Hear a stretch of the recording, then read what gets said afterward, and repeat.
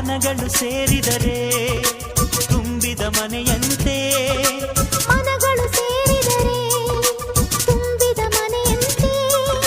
ತುಂಬಿದ ಮನೆಯವನೇ ಧರೆಯಲ್ಲಿ ನಗುವಿನ ದೊರೆಯಂತೆ. ಜೇನಿನ ಗೂಡು ನಾವೆಲ್ಲ ಬೇರೆಯಾದರೆ ಜೇನಿಲ್ಲ. ಜೇನಿನ ಗೂಡು ನಾವೆಲ್ಲ ಬೇರೆಯಾದರೆ ಜೇನಿಲ್ಲ.